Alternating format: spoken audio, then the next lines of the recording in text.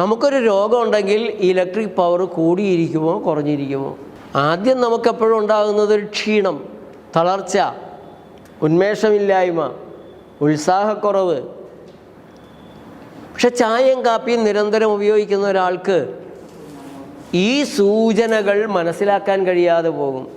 ശരീരം നൽകുന്ന ഈ വോൾട്ടേജ് കുറവ് ഡിമ്മടിച്ച് വരുന്നത് ഈ ചിന്തയില്ലാത്ത ആളുകൾക്ക് മനസ്സിലാവില്ല. അതിന് പകരം ഒരു ആർട്ടിഫിഷ്യലായിട്ട് എക്സിസ്റ്റിംഗ് എനർജിയെ ചൂഷണം ചെയ്യാനുള്ള ശ്രമങ്ങളിലേക്ക് വരും. ഒരു ശരീരത്തിൻ്റെ ഇലക്ട്രിക് പവർ കുറഞ്ഞു വരുമ്പോൾ ശരീരത്തിനുണ്ടാകുന്ന ലക്ഷണങ്ങൾ ഉന്മേഷമില്ലായ്മ, ഉറക്കം മതിയാവണില്ല, കൊട്ടുവായിടുക, അങ്ങനെയുള്ള ക്ഷീണാവസ്ഥ ഈ പവർ വോൾട്ടേജ് കുറയുന്നു എന്നുള്ളതിൻ്റെ ഒരു ലക്ഷണമായിട്ട് കണ്ട് ആ വോൾട്ടേജ് കൂട്ടാൻ നടപടിയെടുക്കുന്നതിന് പകരം നമ്മൾ ചെയ്യുന്നത് ചായ, കാപ്പി, പഞ്ചസാര അങ്ങനെയുള്ള സാധനങ്ങൾ ഇട്ട് കഴിഞ്ഞ് ബ്രെയിനിനെ സ്റ്റിമുലേറ്റ് ചെയ്യുകയാണ്. ഈ സ്റ്റിമുലേഷൻ എല്ലാം തന്നെ ശരീരത്തിന് കൂടുതൽ ബാധ്യതയാണ് ഉണ്ടാക്കുന്നത്. ഇപ്പോൾ പഞ്ചസാര കഴിച്ച് നമുക്ക് ഒരു ഉന്മേഷം കിട്ടുന്നുണ്ട്. അത് പല്ലിൽ നിന്നും എല്ലിൽ നിന്നുമുള്ള കാൽഷ്യത്തെ നഷ്ടപ്പെടുത്തുന്നതിനാണ് ഇടയാക്കുന്നത്. അതോടെ സ്ട്രക്ചറലായിട്ടുള്ള വീക്ക്നെസ് കൂടെ വരികയാണ് ശരീരത്തിന്. നമുക്ക് ചായയും കാപ്പിയും കഴിച്ചും ഉന്മേഷം ഉണ്ടാക്കാം. നമ്മൾ ക്ഷീണിച്ചിരിക്കുമ്പോൾ ഒരു ചായ കുടിക്കുമ്പോൾ നമുക്ക് ഉന്മേഷം കിട്ടുന്നുണ്ട്. ആ ഉന്മേഷം ചായ തരുന്നതാണ്, ചായയിൽ എനർജി ഇരിപ്പുണ്ട് എന്നൊരു ധാരണയാണ് ഇന്ന് പലർക്കും ഉള്ളത്. ചായയിൽ എനർജി ഉണ്ടെങ്കിൽ, ചായ ശരീരത്തിന് എനർജി തരികയാണെങ്കിൽ, മെഡിക്കൽ കോളേജ് ആശുപത്രിയിൽ ക്ഷീണിച്ച് തളർന്ന് മരിക്കാൻ പോകുന്ന ഒരു അപ്പൂപ്പൻ്റെ അമ്മൂമ്മയുടെയും വായിലേക്ക് ഒരു കുനില് വെച്ച് 1.5 ലിറ്റർ ചായയും കാപ്പിയും ഒഴിച്ചു കൊടുത്താൽ അവർക്ക് എനർജി കിട്ടണം, അവർ ചാടി എഴുന്നേൽക്കണം, ഡാൻസ് കളിക്കാൻ സാധിക്കണം. അതിനു പകരം അവരുടെ മരണം വേഗതയിലാകുകയാണ് ചെയ്യുക.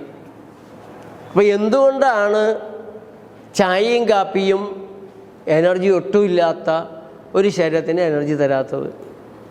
കാരണം അതിൽ എനർജി ഇല്ല എന്നുള്ളത് കൊണ്ടാണ്. ഊർജം അതിൽ ഇല്ല. പക്ഷേ ചായയും കാപ്പിയും കഴിച്ചു കഴിഞ്ഞാൽ നമുക്ക് ഉന്മേഷം കിട്ടുന്നുണ്ട്, ഊർജ്ജസ്വലത കിട്ടുന്നുണ്ട്, തലവേദന മാറുന്നുണ്ട്. ഇതെങ്ങനെ സംഭവിക്കുന്നു എന്നുള്ളതാണ് ചോദ്യം. നേരെ വ്യത്യസ്തമായൊരു തലത്തിലാണ് സ്റ്റിമുലേഷനുണ്ട്, ടോക്സിക് ആയുള്ള സാധനം. ഈ സ്റ്റിമുലേഷൻ ക്ഷീണിച്ച് തളർന്ന് വിശ്രമിച്ച് റീജുവനേറ്റ് ചെയ്യുന്നൊരു സാധനമാണ് ശരീരം. നിങ്ങൾക്ക് രോഗങ്ങളില്ലാതെ ജീവിക്കേണ്ടത് എങ്ങനെയാണെന്നൊന്ന് പഠിക്കാൻ നേച്ചർ ലൈഫിന് നിരവധി പരിപാടികളുണ്ട്. എല്ലാ ജില്ലകളിലും ഓരോ ദിവസത്തെ ക്ലാസ്സുകളുണ്ട്. രോഗങ്ങളുള്ളവർക്ക് 2 ആഴ്ചയിലെ പരിശീലന കോഴ്സ്. തിരുവനന്തപുരം തുടങ്ങി കോഴിക്കോട് വരെ നേച്ചർ ലൈഫിന് 7 ചികിത്സാലയങ്ങളുണ്ട്. തിരുവനന്തപുരത്ത് കാട്ടാക്കടയ്ക്കും വെള്ളനാടിനും വിളപ്പിൽശാലയ്ക്കുമിടയിൽ ഉറിയാക്കോട്, കായംകുളത്തിനും അടൂരിനുമിടയ്ക്കുള്ള വെട്ടിക്കോട്, ആലപ്പുഴയിൽ കൈനകരി മുണ്ടക്കൽ പാലത്തിനടുത്ത്, എറണാകുളത്ത് ആലുവ കടുങ്ങല്ലൂരിനടുത്ത് ഏലൂക്കര, തൃശൂരിൽ കോടന്നൂരിനടുത്ത് ചാക്യാർകടവിൽ, മണ്ണുത്തി കഴിഞ്ഞ് പട്ടിക്കാട്ട്, കോഴിക്കോട് സിവിൽ സ്റ്റേഷനടുത്ത് നേച്ചർ ലൈഫിന്റെ ചികിത്സാലയങ്ങളുണ്ട്. ഞങ്ങൾ നടത്തുന്നത് ജനകീയമായ ഒരാരോഗ്യ പ്രവർത്തനമാണ്.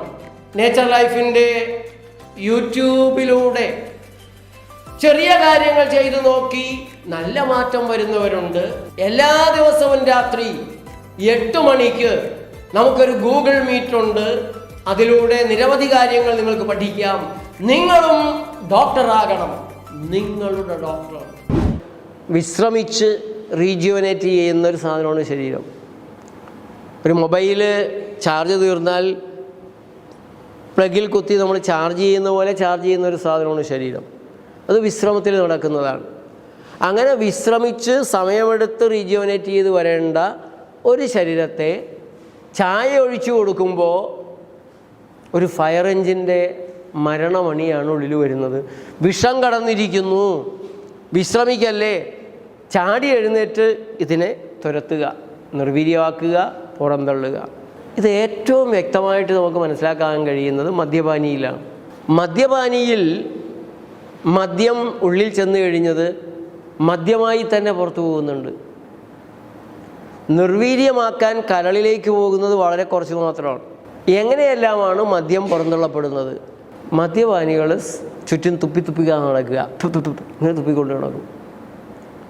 ഇത് വളരെയേറെ വിഷകരമായതുകൊണ്ട് കൂടുതൽ സമയം ശരീരത്തിൽ തങ്ങിക്കഴിഞ്ഞാൽ ആപത്താണ് എന്നുള്ളത് കൊണ്ട് പല കോടി കോശങ്ങൾ നശിക്കും, കരളിലെ കോശങ്ങൾ നശിക്കും, രക്തകോശങ്ങൾ നശിക്കും. ഒരു കിക്ക് എന്ന് പറയുമ്പോൾ തലച്ചോറിൽ 10,000-ലധികം സെല്ലുകൾ നശിച്ചിട്ടുണ്ട്. ഒരു കിക്ക് തോന്നുമ്പോൾ ഒരിക്കലും തിരിച്ചു വരാത്ത കോശങ്ങളെ വരെ നശിപ്പിച്ചിട്ടാണ് ഈ കിക്ക് കിട്ടുന്നത്. അപ്പോൾ ഏതെല്ലാം ഭാഗങ്ങളിൽ സ്പർശിക്കുന്നോ അവിടെയെല്ലാം കോശനാശം ഉണ്ടാക്കുന്ന, അവയവനാശം ഉണ്ടാക്കുന്ന ഈ മദ്യം എന്ന് പറഞ്ഞ സാധനം ഉമിനീരിലൂടെ പുറത്ത് കളയുകയാണ്. മദ്യപാനികളുടെ ശ്വാസത്തിന്, മദ്യപാനി ഇരുന്ന ഒരു മുറിയിൽ വരെ മദ്യഗന്ധം ഉണ്ടാകുന്നുണ്ട്. ആ ശ്വാസകോശത്തിലേക്ക് കൊണ്ടുവന്ന് വെച്ചാൽ അങ്ങനെയും കളയുകയാണ്. ഉച്ഛ്വാസവും ഈ തരത്തിലുള്ള സാധനങ്ങളുടെ വിസർജ്യ മാർഗമാകുകയാണ്.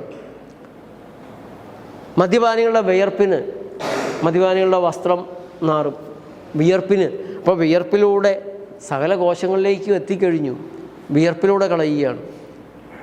മദ്യപാനികൾ മൂത്രമൊഴിക്കുന്ന ആ ഭാഗത്തൂടെ നമുക്ക് നടക്കാൻ പറ്റില്ല, അത്രയ്ക്ക് ദുർഗന്ധമായിരിക്കും.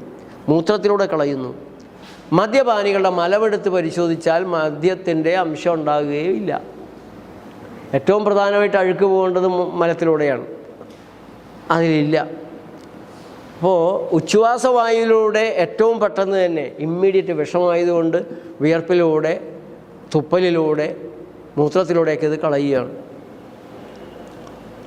അപ്പോൾ മദ്യം കഴിക്കുന്ന മദ്യപാനിയുടെ ഉള്ളിൽ സകല അവയവങ്ങളും സകല കോശങ്ങളും ചാടി എഴുന്നേറ്റ് വിഷം കളയാനുള്ള പ്രവർത്തനത്തിൽ വ്യാപരിക്കേണ്ടി വരുന്നുണ്ട്.